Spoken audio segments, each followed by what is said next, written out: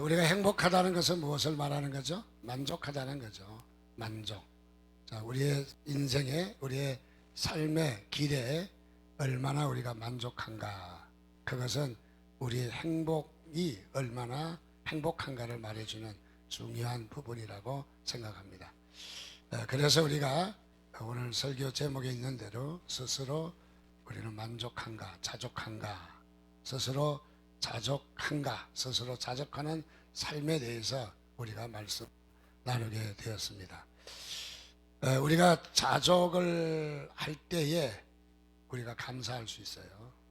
우리 신앙생활도 감사하라, 감사하라.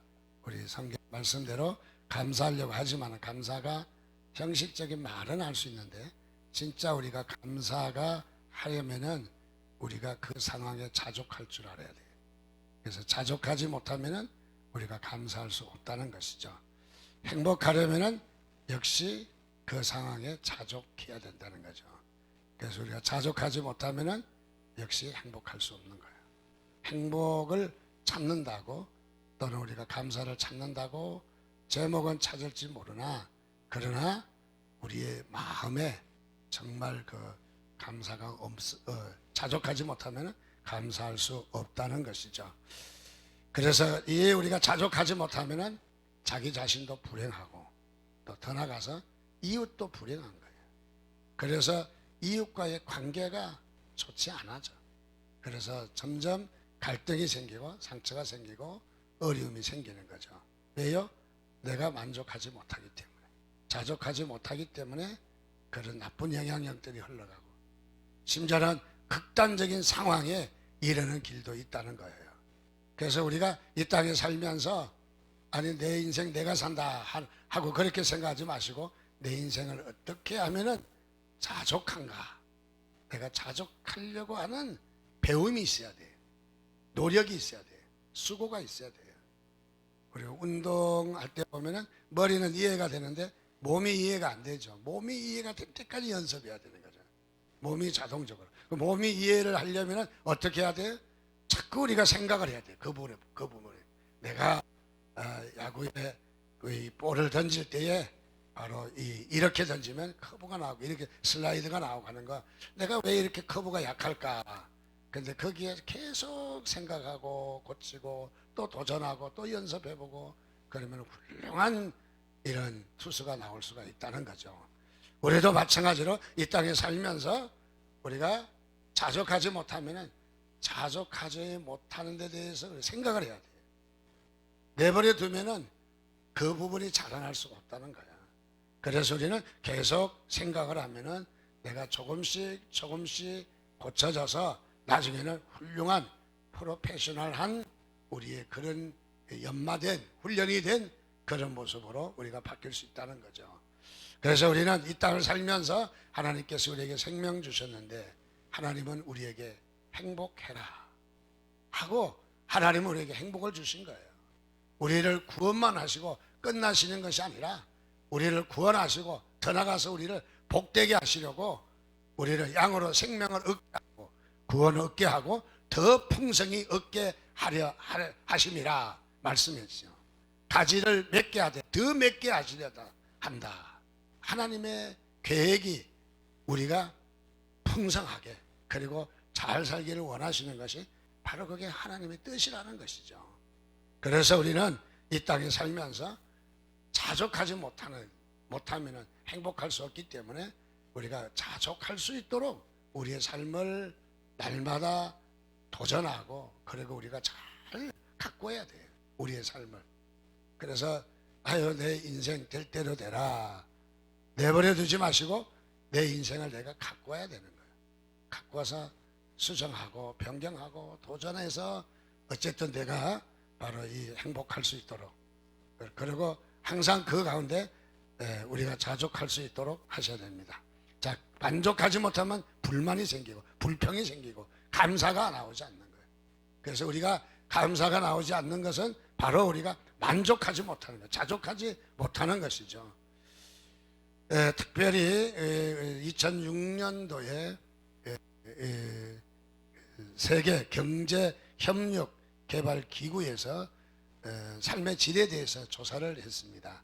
조사를 했는데 한국은 30개 나라 중에 26위를 했어요. 그러니까 100점 만점으로 계산을 하면 66.88이에요. 그러니까 이게 낙제감이죠. 조금만 더 내려가면 완전히 끝나는 거예요. 자, 그렇게 보면은 지금은 뭐 2006년도니까 많이 세월을 지나기도 했지만은 더 높아졌을 것이다 생각도 하지만은 사실은 우리의 그 모습이 더 이렇게 삶의 질에 대해서 만족하지 못하는 것 같아요. 세계 삶의 질의 행복 지수가 가장 높은 나라가 어느 나라냐? 방글라데시예요. 이름을 잘 지어야 돼요. 방글라데시 하니까 빵긋빵긋 하는 것 같잖아요. 가령 예를 들어서 이놈의 자식 그런 나라가 있다면은 이놈의 자식 뭐 죄송합니다. 그랬는데 세계 행복지수 1위 우리는 성질내서 이야기했는데 자, 이 방글라데시가 그야말로 행복지수가 1위라는 거예요. 그럼 우리보다 조건이 좋으냐? 아닌 거예요. 방글라데시 같은 나라는 어떻습니까? 비가 많이 와서 홍수가 많아서 1년에 몇 번씩 뭐 떠내려가고 뭐 몇만 명의 이재민이 생기고 뭐 어쩌고 뭐 그런 일들이 많이 나오잖아요.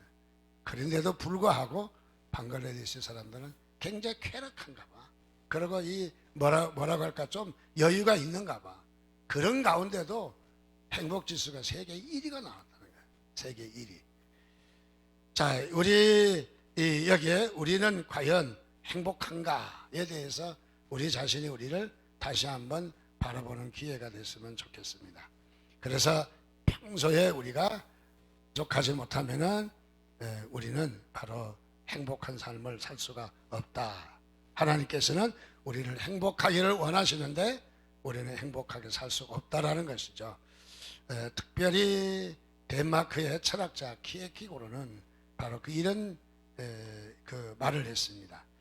인생의 한 면모를 철을 따라 이동하는 오리에 비유했다 하는 거예요. 오리에. 무엇이냐면은 오리는 혹한을 피해서 나무로 이동해서 사는 이런 바로 조류입니다.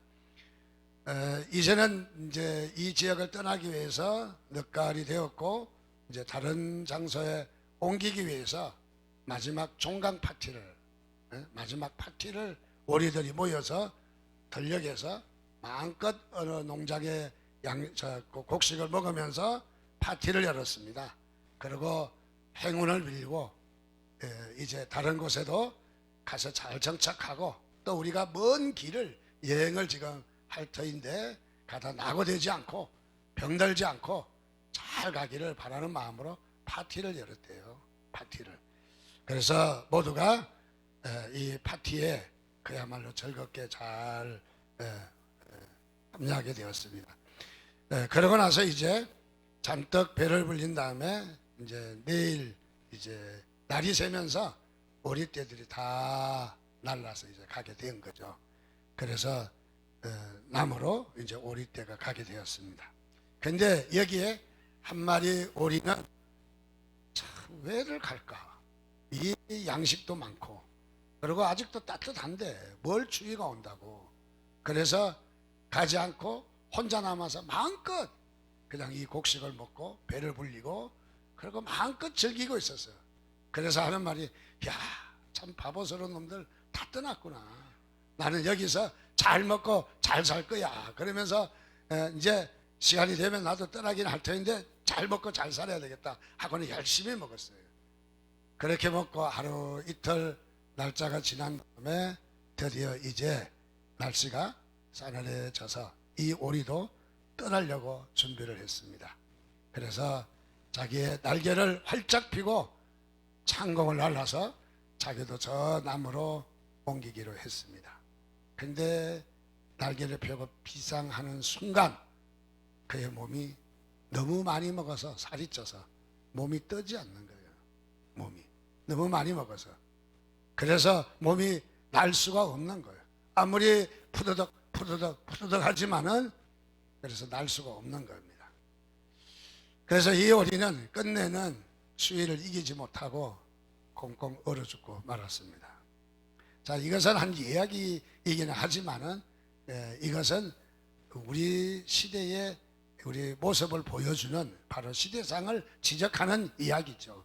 즉 다시 말하면 현대인들은 바로 나태하고 게으르며 또 현실에 안주하며 또 더 나아가서 도전하지 않으며 거기에 앉아서 그것만 먹고 거기서 됐다라고 생각하는 바로 그런 모습을 지적하고 있습니다.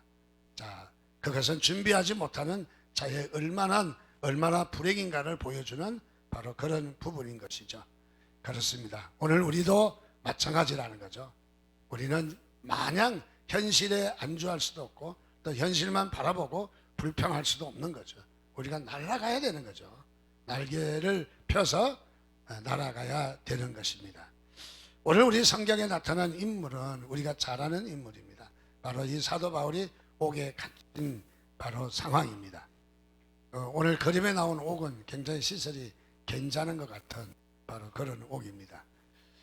여러 가지 옥에 대한 표현이 있지만은 이 그림은 옥의 감옥의 시설치고는 괜찮다 하는 것이 좀 보여지기도 합니다. 사실은 보면 로마에 갇혔을 때 로마의 옥은 지하 큼큼하고 습기 차고 그 다음에 그냥 동굴 같은 데다가 가다 놓는 거거든요. 그러니까 저 창문만 간신히 뚫어가지고 그런 바로 곳이기도 합니다. 어쨌든 이 바울은 감옥에 갇혀 있습니다. 갇혀 있어서 그야말로 그는 많은 고난의 연속이고 그리고 앞날에 죽음이 기다리고 있는 참 말할 수 없는 그런 상황입니다. 그런 가운데 바울은 뭐라고 이야기하느냐 하면은 나는 자족한다 라고 말하고 있어요. 나는 이것으로 만족한다, 감사하다. 그래서 자족하다고 이야기를 하는 것을 봅니다.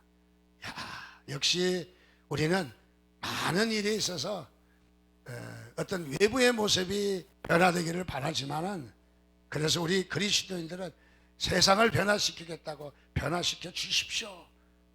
변화될 줄 믿습니다. 하지만 하나님께서 네가 변해라. 하나님은 네가 변해야 된다 말하고 있어요. 또 어쩌면은 우리는 떠나가라 하지만은 보면 네가 떠나가라. 네가 왜 너는 버리지도 않고 습관과 그런 죄와 그런 모습을 버리지도 않고 떠나지도 않으면서 사탄만 떠나라고 하면은 우스운 소리가 되는 거죠. 자, 그래서 오늘 우리는 바로 여기에 자족하려면은 오늘 성경 말씀에 보니까 세 가지가 있어요. 어떻게 해야 우리가 자족할 수 있는가? 첫째로 보면은 자족하기 위해서는 그야말로 주 안에서 항상 기뻐하라. 주 안에서 기뻐하라는 거예요. 주 안에서. 그래서 여기에 초점은 주 안에서요. 기뻐하라는 것도 우리가 중요한 단어지만은 중요한 단어는 주 안에서요. 주 안에서 기뻐해야 된다는 거죠. 오늘 성경에 보니까 바울이 다름이 아니라 열심히 그 감옥에 갇히면서 이런 빌립보 교인들로부터 이렇게 도움을 받습니다. 여러 가지 참으로 헌금과 또 돌아가서 생활 형편에 대해서 감옥에 있으면서 이렇게 많은 도움을 받습니다. 빌립보 교인들이 성도들이 바울을 생각해서 도와준 거예요.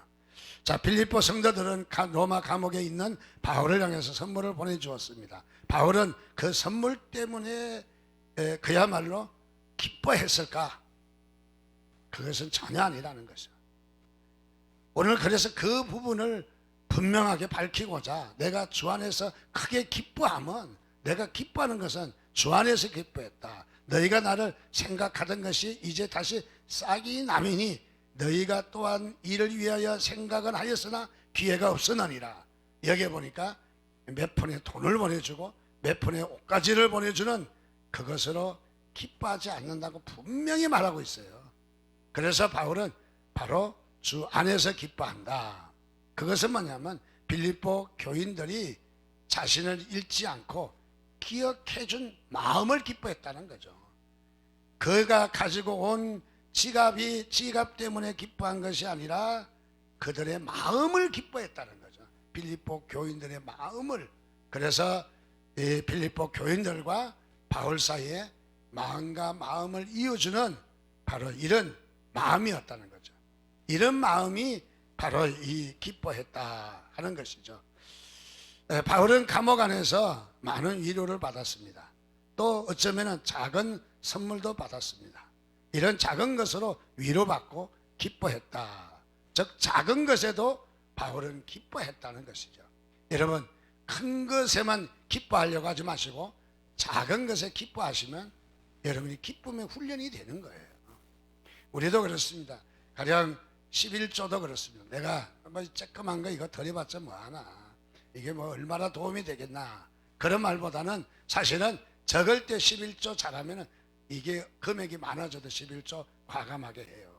근데 적을 때 안 하는 사람은 크지만 아까워서 못해. 벌벌 떠니라고. 벌벌 떠니라고. 그래서 이런 것도 훈련할 필요가 있어요. 아이들에게도 훈련할 필요가 있고, 다만 200원 300원이라도 그게 뭐 얼마나 금액이 중요하겠어요? 그러나 훈련인 거죠. 훈련. 그래서 11조 같은 것도 날짜를 정해놓고 하시는 게 좋아요. 나는 둘째 주, 셋째 주. 왜냐하면 바쁘다 보면은 오늘이 둘째 주인가 셋째 주인가 그냥 지나가고, 혹시 놓치면 지난주가 둘째 주였구나, 내가 지난주 안 드렸는데, 그러면서 이렇게 할 수도 있어요. 쭉 1년 동안 11조 한 것을 보면 어떤 사람은 들락날락 들락날락, 어떤 사람은 참 주일까지 지키면서 몇째 주에 딱 넣는 거 보면은, 그래야 이 사람은 늘 긴장하고 있다, 그런 마음을 좀 읽을 수가 있습니다. 괜히 11조 설교하는 것 같아서 죄송합니다. 어쨌든 간에 우리가 이 바울은 여기에 기뻐하는, 작은 것에서도 기뻐하는 그런 모습을 봅니다. 오늘 우리의 교회가 바로 이렇게 서로서로 기뻐하고 서로서로 감사하는 교회가 되시기를 주님의 이름으로 축원드립니다. 찾아보면 자기 얼굴들이 많이들 나와 있는 것 같습니다. 자, 그래서 오늘 우리가 이 작은 일들이 우리 주변에 많이 일어나요. 심지어는 나를 기억해 주는 분이 계셔서 전화 주시는 분도 있고, 나를 기억해서 또 맞이하는 사람이 있고, 또 나를 기억해서 오늘 교회에서 보이지 않아서 참는 바로 그런 일들도 있고, 또 나를 위해서 기도해 주므로, 나를 위해서 편지를 써주므로, 나를 위해서 전화를 해주므로 그야말로 위로받고 감사한 일들이 교회 가운데서 많이 일어나고 있습니다. 자, 이런 것을 통해서 우리가 감사한 마음을 가지시기를 주님의 이름으로 축원드립니다. 그리고 이것이 바로 무엇이냐면, 사람 간에서 일어난 일이긴 하지만은 단순하게 사람과의 관계에서만 끝난 것이 아니라는 거예요.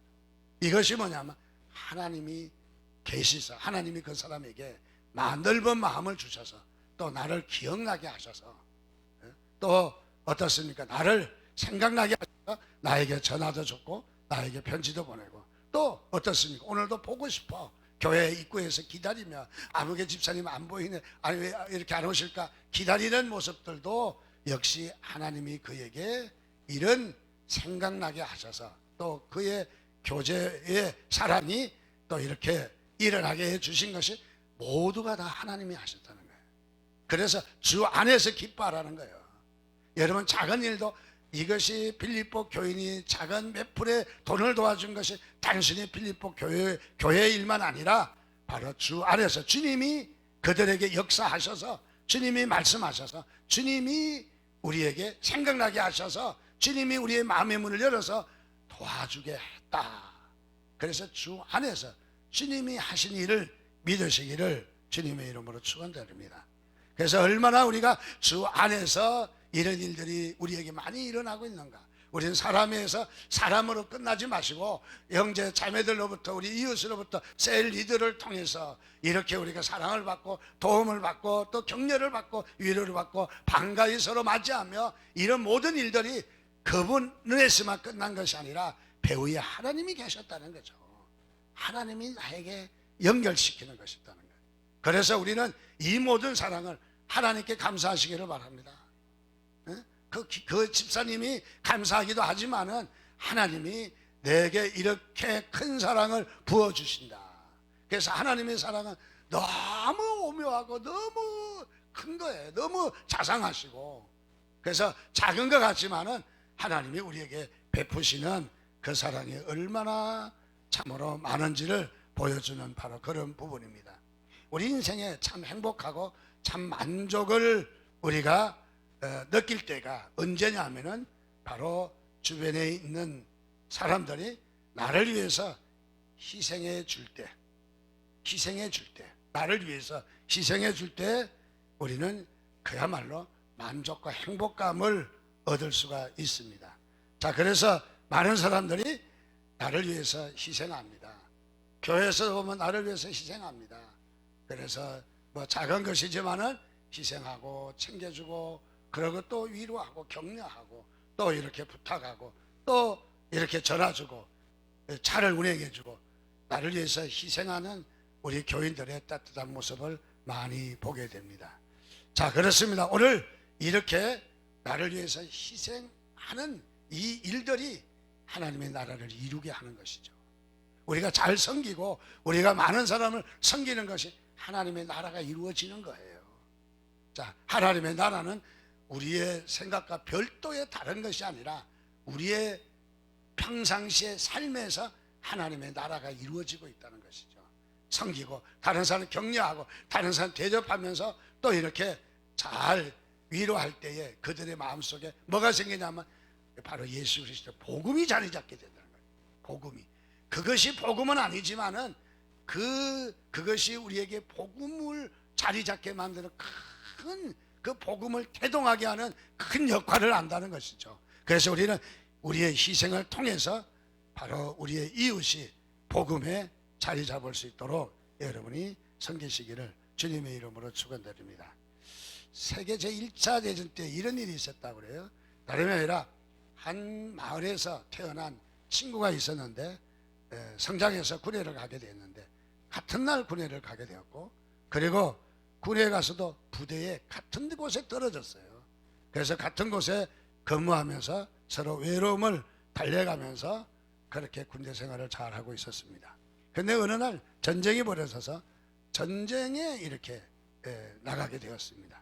한 부대에 또 한 이 소대에 함께 또 이렇게 배정을 받아서 전쟁을 하게 되었는데, 그런데 그 중에 한 형제가 수색을 하다가 앞에서 적군의 총을 맞아 쓰러졌습니다.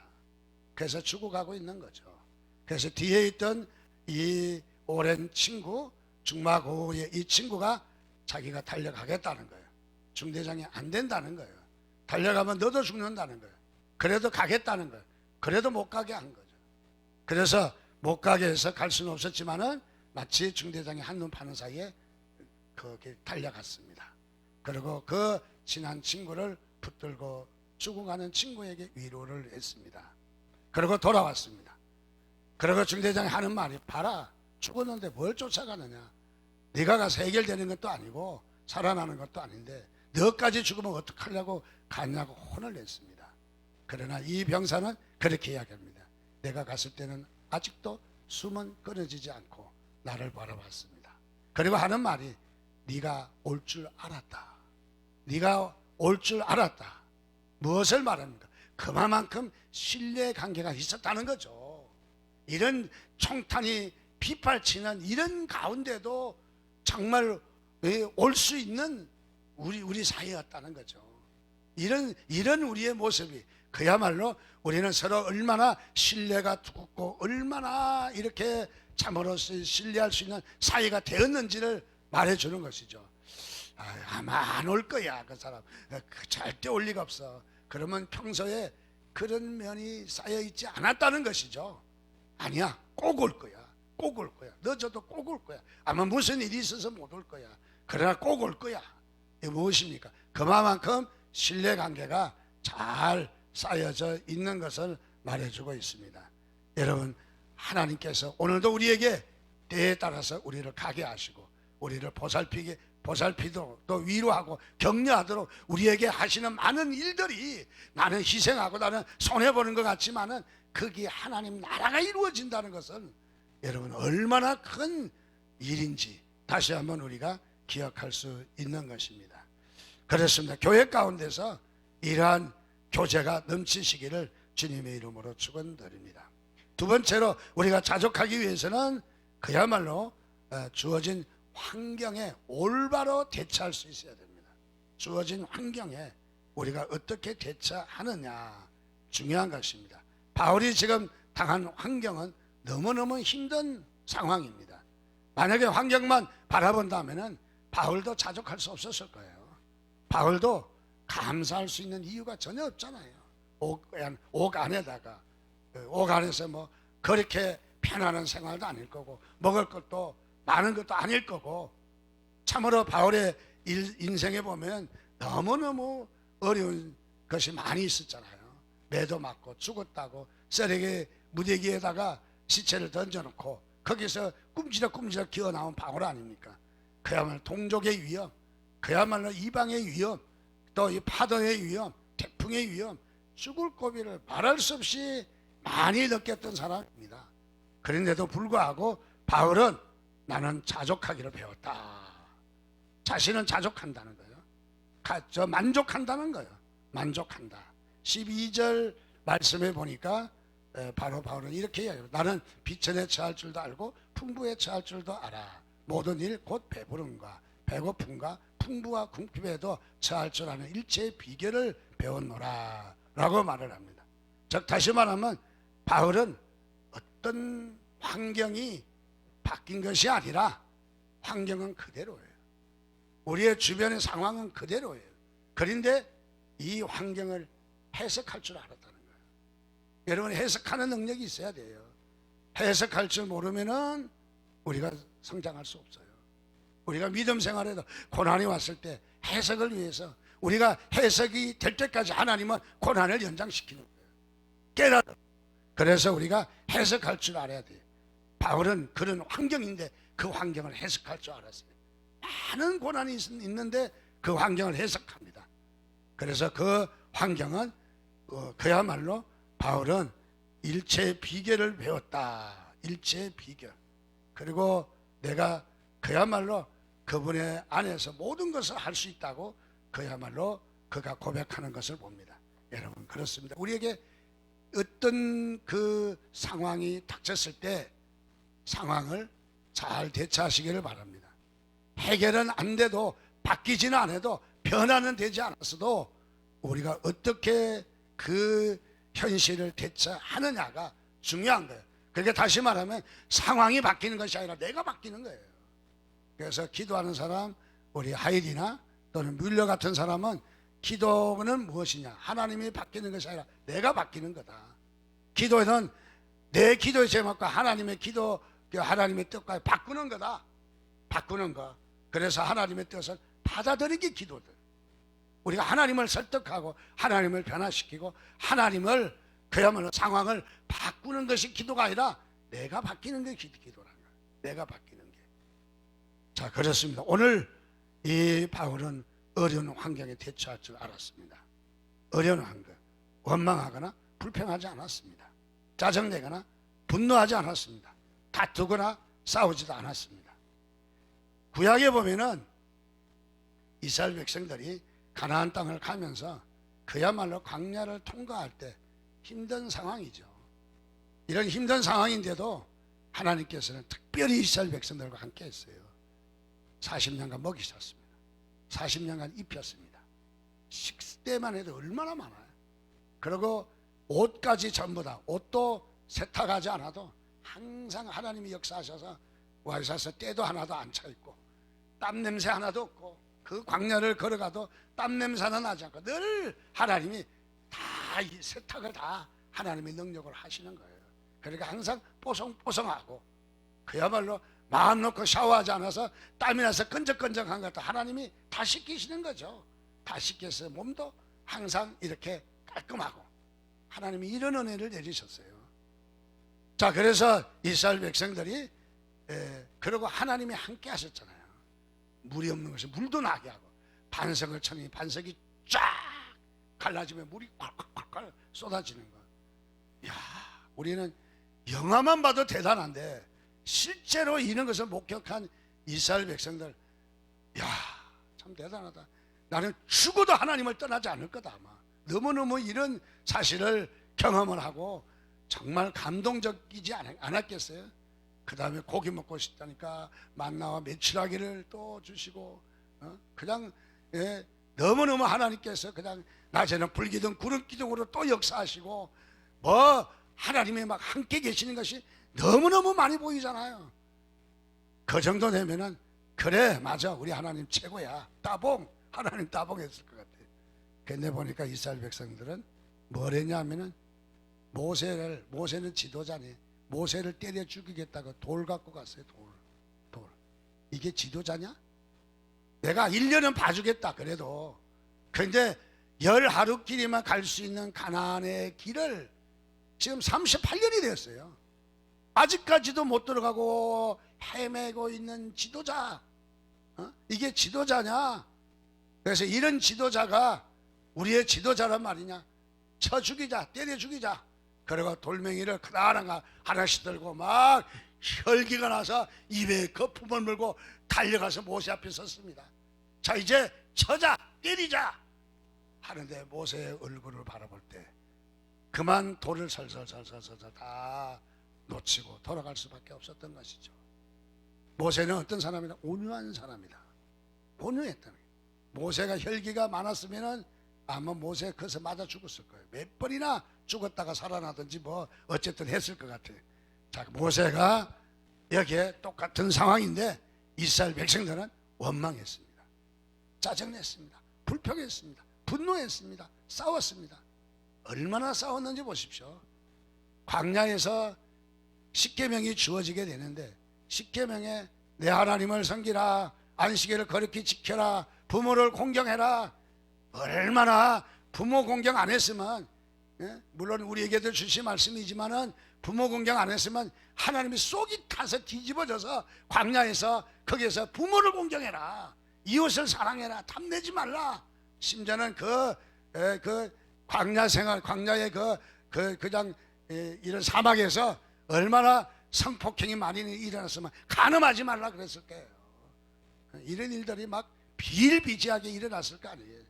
자, 그런데도 여기에 하나님은 그들을 사랑했습니다. 자, 원망했습니다. 짜증냈습니다. 하나님께서 이스라엘 백성들 가나안 땅에 못 들어가게 하십니다. 들어갈 수 없다는 거예요. 그리고 여호수아와 갈렙 두 사람만, 이스라엘 백성들이 남자 장정만 60만이에요. 그러니까 여자와 어린아이를 합하면 못해도 200만 중에 딱 두 사람만 가나안 땅에 들어간 거예요. 왜 못 들어갔느냐? 못 들어간 이유가 어디에 있느냐? 그것은 다름이 아니라 하나님을 원망하고 불평했기 때문에, 즉 광야에서 자족할 줄을 몰랐다는 거죠. 자족할 줄을 몰랐습니다. 그래서 이렇게 음식이 이게 뭐냐, 고기가 없다, 길이 이게 뭐냐, 왜 왔던 길을 또 돌아가느냐, 그야말로 불평이 많습니다. 성경은 이야기합니다. 고린도전서 10장 11절은 저희에게 당한 이런 일이 거울이 되고 또한 말세에 만난 우리의 경계로 기록하였느니라. 무엇을 말합니까?